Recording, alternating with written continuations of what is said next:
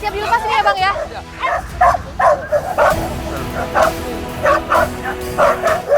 Ini dia, babinya udah diserang sama anjing-anjingnya.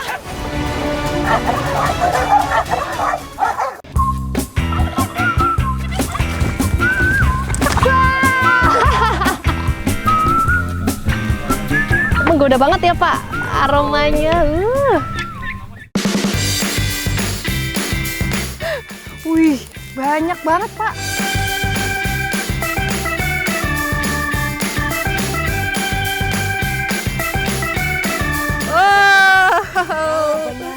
Wih, banyak Pak.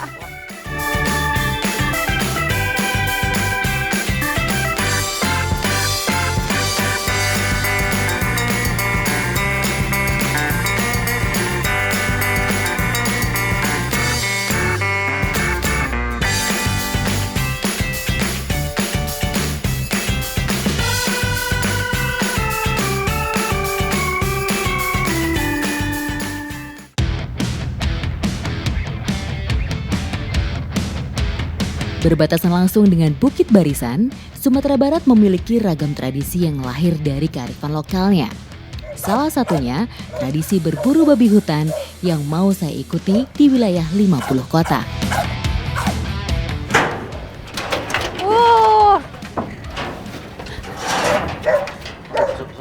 Anjingnya tuh udah tahu kalau mau berburu, jadi dia seneng banget.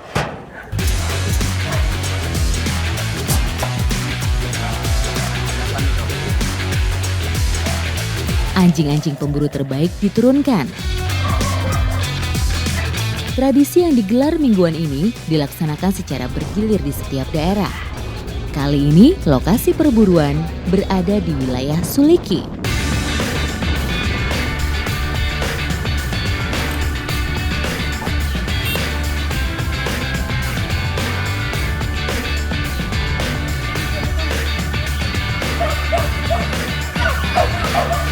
Oke, sekarang kita udah nyampe dan anjingnya tuh udah bersemangat banget karena dia tahu nih tempat lokasi berburunya. Lokasi perburuan menyebar mengelilingi perbukitan. Tujuannya untuk mengepung dan membatasi ruang gerak babi hutan. Bahkan anjing-anjing tuan rumah sudah ditempatkan di puncak bukit. Tugasnya menggiring babi hutan untuk diarahkan ke anjing-anjing pemburu yang sudah siap di kaki bukit.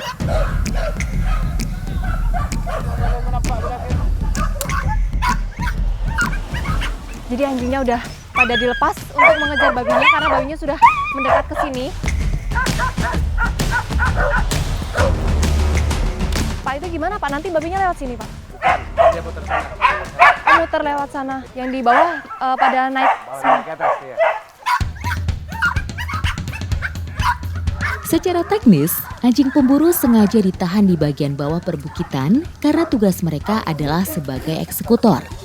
Jadi begitu posisi babi sudah ketahuan, barulah kawanan anjing pemburu dilepaskan. Jadi anjingnya itu nggak cuma ada di sini, tapi mengelilingi bukit ini.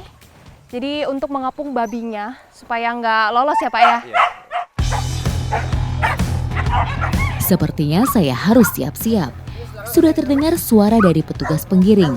Babi hutan mendekat ke arah kami.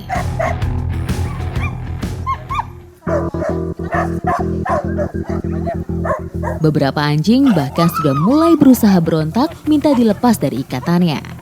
Tandanya mereka sudah mencium keberadaan babi hutan yang semakin mendekat ke sini. Bang, ini kayaknya udah siap ya di sana ya Bang ya? Udah siap dilepas ini ya Bang ya? Udah. Oke. Udah.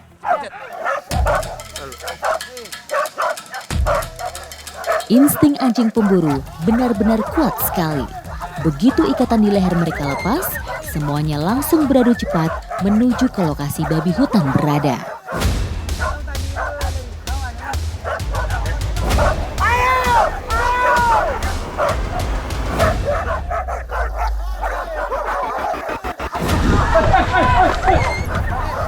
Anjingnya susah diatur, kemudian pada berantem. Anjingnya udah diserang. Ini dia, babinya udah diserang sama sama anjing-anjingnya langsung dilahap.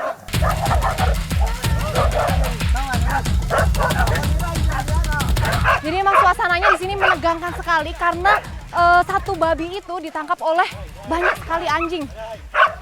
Dan kadang anjingnya itu pada berantem sendiri. Banyaknya anjing yang menyerang membuat babi hutan benar-benar tak punya ruang untuk melepaskan diri. Dalam hitungan detik, daging babi hutan sudah menjadi rebutan para anjing pemburu. Padahal babinya udah mati tapi anjingnya masih terus menyerang. Meski sudah kembali diikat, agresivitas anjing pemburu masih tinggi karena masih mencium aroma babi hutan. Inilah tradisi berburu masyarakat Minangkabau untuk melindungi sawah dan kebun mereka dari serangan hama. Jadi beginilah suasana menangkap babi, sedikit menegangkan, bahkan sempat gemeter karena pada berantem anjingnya. Bahkan babinya itu sampai dilahap habis, padahal rencananya tadi mau kita tangkap ya Bang ya. Tangkap, iya. Tetapi ikuti jejak saya, jejak petualang.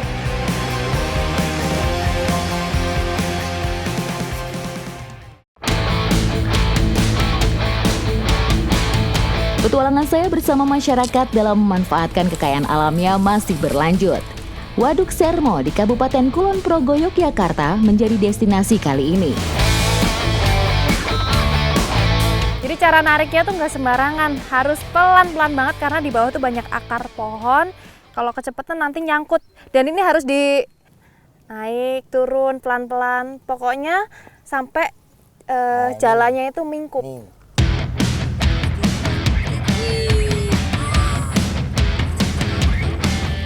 Ternyata ikannya cantik banget. Ini warnanya tuh oranye kemerahan gitu ya Pak ya? Iya, oranye kemerahan. Nyala warnanya. Ini tuh mirip ikan lohan, tapi mirip ikan nila juga. Iya. Nelayan sekitar Waduk Sermo biasa menggunakan jala untuk bisa menangkap ikan red devil. Jumlahnya yang mendominasi di waduk ini membuat kami tidak perlu waktu lama untuk mendapatkannya. Meski demikian, rakit juga harus terus bergerak supaya peruntungan juga semakin tinggi. Ini saya bukannya nggak mau bantuin, tapi nih saya jaga keseimbangan. Kalau saya ke sana, nanti bisa gini nih gataknya, set gitu.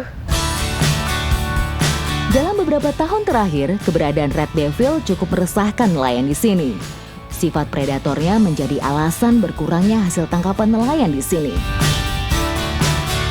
Ini nih yang disebut ikan invasif. Jadi dia tuh beradaptasinya tuh cepet banget dan juga dia berkembang biaknya juga cepet ya Pak? Iya, iya. 1 bulan ini bisa bertelur 2 kali. Oh sebulan bertelurnya 2 kali? Iya. Jauh lebih cepat daripada ikan-ikan yang lain ya Pak? Iya. Saking invasifnya, tahun 2014, Kementerian Perikanan dan Kelautan mengeluarkan peraturan yang memasukkan ikan ini dalam golongan ikan terlarang untuk dibudidayakan. Oke, yang lain deh. Oh iya. Oh. Jadi ikan red devil di sini tuh ada macam-macam. Ada yang red devil, ada yang black devil. Hewan akuatik satu ini dinilai berbahaya karena dapat merusak keseimbangan ekosistem air karena sifatnya sebagai pemangsa ikan dan telur ikan serta sifat kanibalismenya. Oh, wih banyak Pak. Ini paling banyak dari Mas Pak jatuh Pak.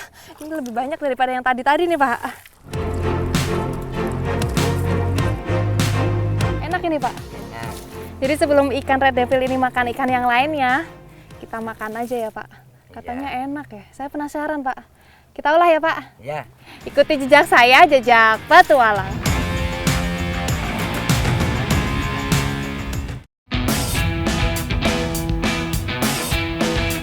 Pepes merupakan salah satu kuliner Nusantara dengan ciri khas dibungkus daun serta dimasak dengan cara dikukus. Namun ada saja keistimewaan dan keunikan cara pengolahannya. Bedanya sama pepes biasanya, kalau pepes yang ini ikannya digoreng dulu tapi gorengnya setengah kering. Itu biar apa sih Bu? Biar merasuk bumbunya. Oh biar meresap ya bumbunya ya. Bumbu pepes kali ini ada yang diulek halus dan ada juga yang diiris. Jadi lebih menyerap ke daging ikan nantinya. Yang Yang bikin bumbu jadi makin sedap ini karena minyaknya tuh bekas buat goreng ikan. Jadi rasa bumbunya tuh lebih gurih ya Bu, mantep ya.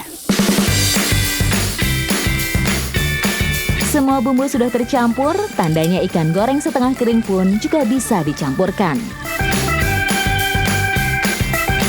Kalau air rebusan sudah mulai mengering, tandanya bumbu sudah terserap ke daging ikan.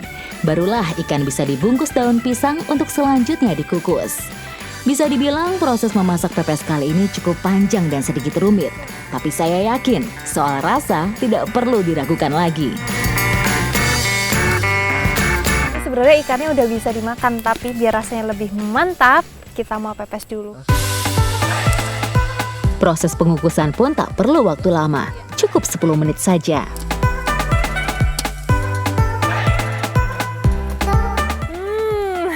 Enak. Belum enak, belum dimakan. Yuk Bu, kita angkat ya.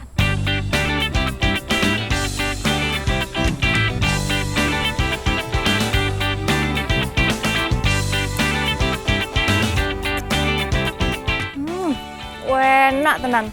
Kalau dibandingin sama pepes yang biasanya, ini tuh jauh lebih enak karena bumbunya tuh lebih meresap ke daging-dagingnya. Selain rasanya yang enak, mengkonsumsi daging ikan segar tentu memiliki banyak manfaat bagi kesehatan kita. Meski ukurannya kecil, tapi kandungan fosfor, selium, dan kaliumnya cukup lengkap, sehingga sangat bagus untuk kekuatan tulang dan melanjutkan petualangan. Meskipun ukuran ikannya tuh kecil-kecil dan tadi saya ngaduknya terlalu mantep, jadinya agak hancur ya Bu. Tapi nggak pengaruh kok sama rasa, ini tetap paling juara rasanya. Ikuti jejak saya, jejak petualang.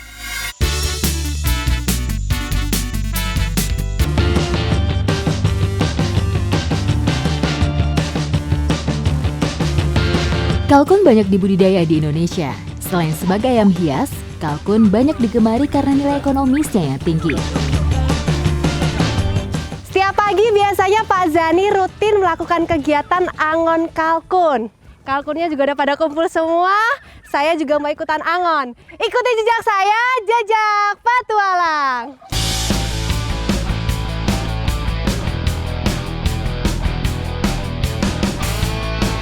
Kalkun merupakan jenis unggas yang bertubuh lebih besar jika dibandingkan dengan unggas lain.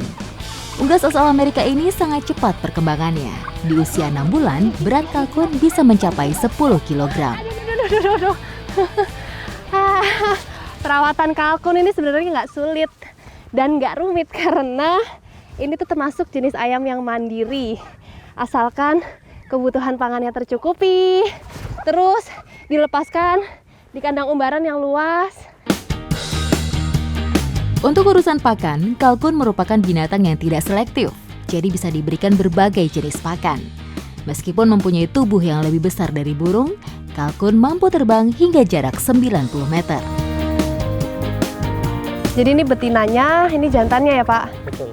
Nih, bedain betina sama jantannya bisa dilihat. Pertama dari fisiknya. Kalau betina fisiknya lebih kecil, jantan lebih besar. Terus bisa juga dilihat dari coraknya. Yang jantan ini coraknya jauh lebih cantik dari betina, malah kebalik ya Pak.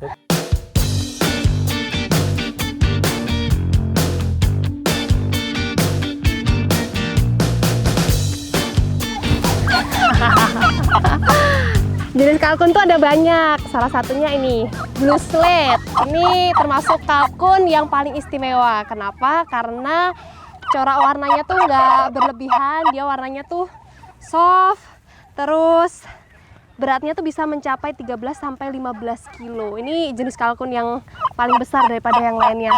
Dan ini berasal dari Amerika, baru masuk ke Indonesia tuh tahun 2016, termasuk jenis kalkun yang langka.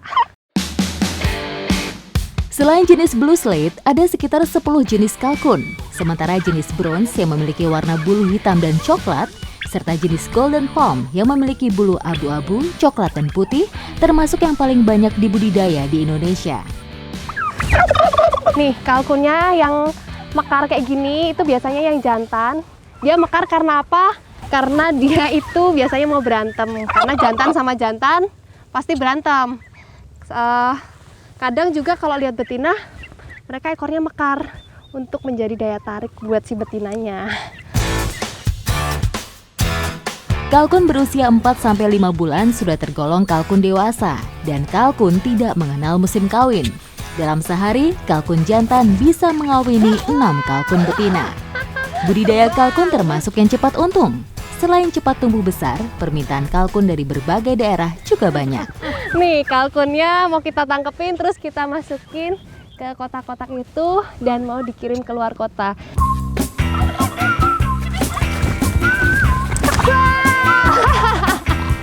Terbang.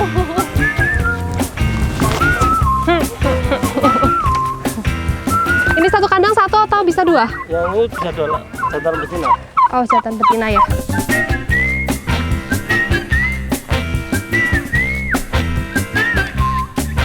Oke, masukin sini ya Pak ya. Iya. Ini satu kandang bisa diisi 2 sampai 3 ekor kalkun. Wah, aduh. Aduh, ini harus dipegang atas ya, kalau enggak dia mau terbang-terbang terus nih.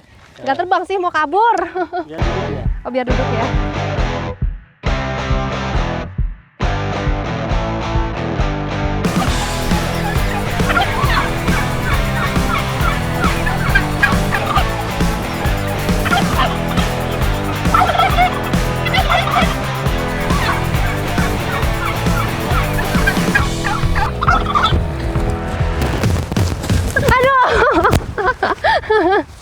Besar, ini yang paling besar nih. Paling besar ya Pak? Iya. Aduh, larinya kenceng ternyata. Kalkun merupakan binatang yang tidak mudah stres, sehingga bisa dikirim ke luar kota dengan aman. Ini biasanya tahan berapa lama Pak kalau di perjalanan gitu? Jalan 3 hari bisa dia tahan ya?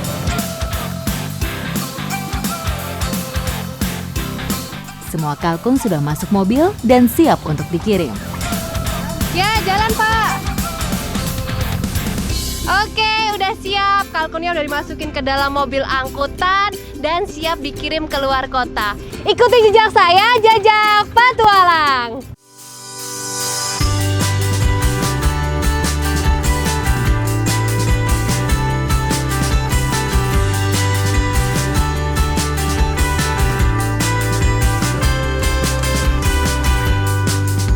Memilih bibit yang baik dan berkualitas adalah kunci sukses budidaya kalkun. Perawatan kalkun itu nggak sekedar cuman diumbar terus dikasih makan, tapi harus divaksin juga, apalagi waktu musim hujan kayak gini tuh banyak wabah penyakitnya Pak.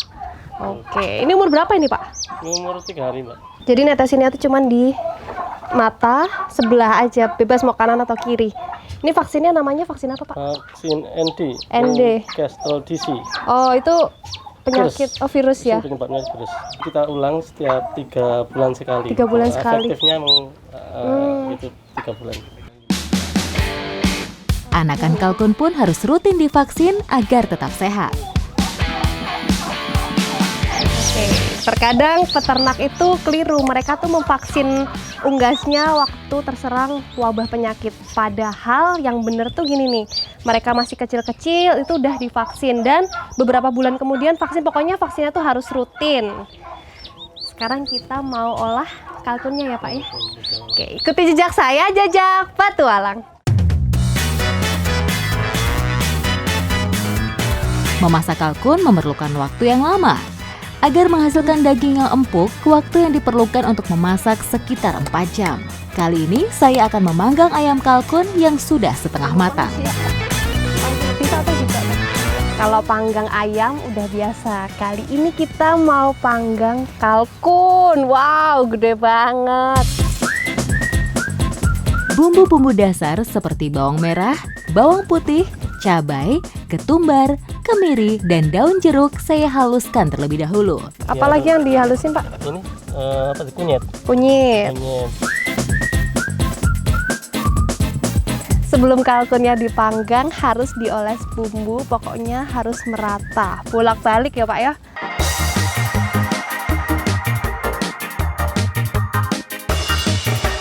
Memanggang kalkun harus hati-hati karena dagingnya yang besar. Ya Pak, kita panggang. Aduh. Hancur ya. Iya. Wow, udah mateng nih. Menggoda banget ya Pak aromanya.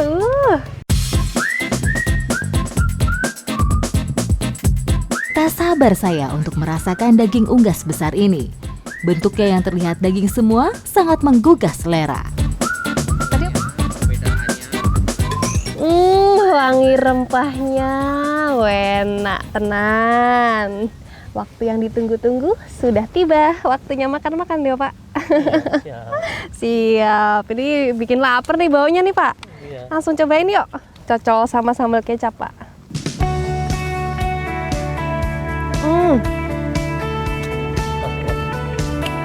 Bumbunya enak tenan.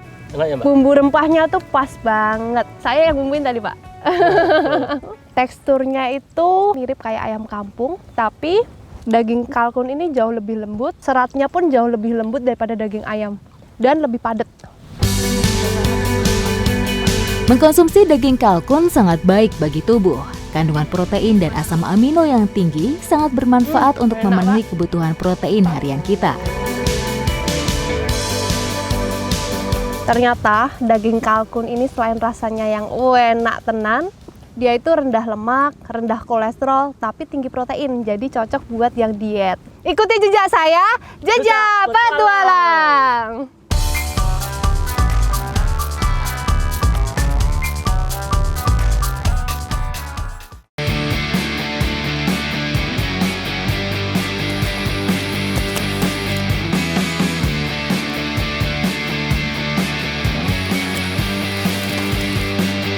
Setiap pagi biasanya warga lereng Gunung Kelut melakukan pengecekan dan perawatan terhadap pohon sengon. Dan sekarang saya bersama Pak Edi mau merawat pohon sengon. Ikuti jejak saya, jejak petualang. Banyak warga lereng Gunung Kelut yang memanfaatkan lahannya untuk ditanam pohon sengon.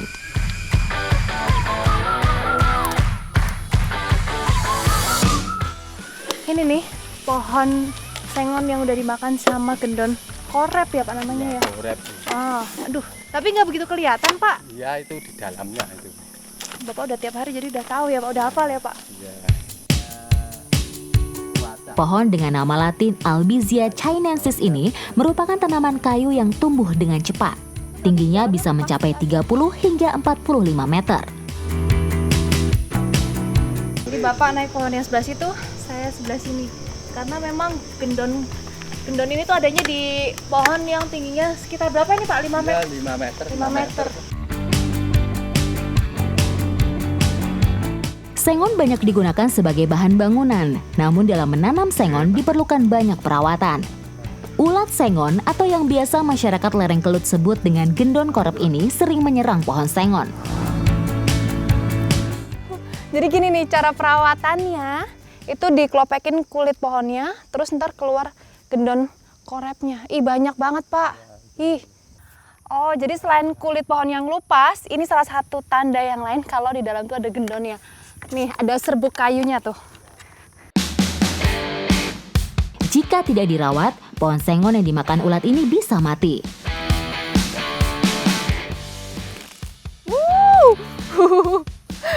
Wih banyak banget Pak. Gemuk-gemuk lagi ya. Ini dia ngerusak pohon dalam waktu jangka berapa lama Pak? Jangka waktu berapa lama Pak? 1 bulan. Tuh, kalau nggak langsung dibersihin, 1 bulan aja pohonnya bisa rusak, mati ya.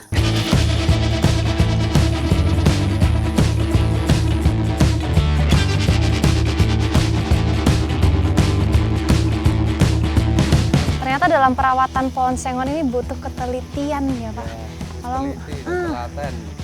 Soalnya ciri-cirinya tuh hampir nggak kelihatan. Tiba-tiba pohonnya tuh tumbang kayak pohon yang di sebelah sini nih. Ini ya Pak ya. Ini kena gendon juga ya Pak. Tuh. Tiba-tiba udah kayak gini aja pohonnya. Udah tumbang.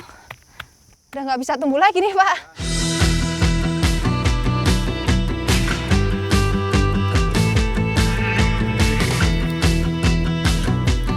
Meskipun gendon korep ini dianggap merugikan karena merusak pohon sengon, tapi ternyata bisa dimanfaatkan jadi olahan makanan yang enak. Ikuti jejak saya, jejak petualang.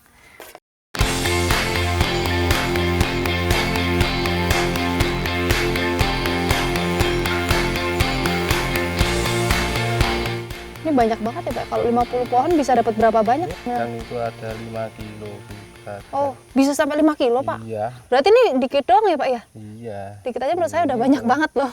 Dan ini aromanya itu kayak getah sengon. Emang dia tinggalnya di dalam kulitnya itu ya Pak? Iya. Olahan bumbu abang biasanya digunakan untuk mengolah makanan kayak apa Mbak? Ayam, tahu tempe. Oh, dan itu wajib ada kalau acara syukuran atau hajatan. Kali ini kita mau olah gendon korepnya ini jadi bumbu abang ya. Bumbu abang adalah masakan khas Jawa Timur. Abang berarti merah, berarti bisa dibayangkan bumbu abang adalah masakan pedas karena berisi cabai merah. Bumbu seperti cabai, bawang merah, bawang putih, dan kemiri dihaluskan terlebih dahulu. Minyaknya udah panas Pak. Oke. Buru minyaknya asap nih kalau nggak langsung ditumis ya Pak.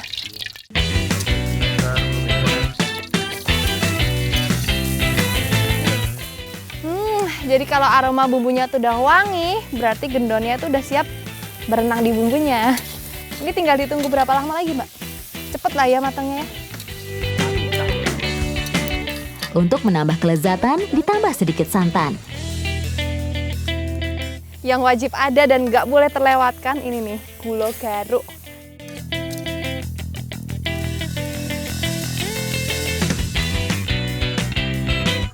Udah matang nih Pak? Udah bubuk-bubuk ya. Karena pohon sengonnya udah dimakan sama gendonnya, sekarang kita makan balik gendonnya. Nggak mau rugi kita ya Pak ya? Yuk Mbak, yuk.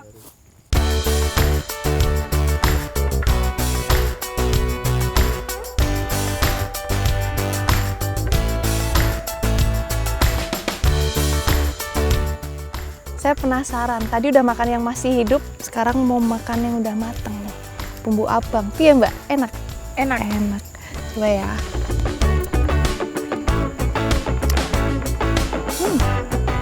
Wah, enak tenan ternyata. Perpaduan rasa gurih, pedas, sama manis yang pas banget. Gendon korep banyak dikonsumsi warga pedesaan karena dijadikan sebagai sumber protein hewani bagi mereka.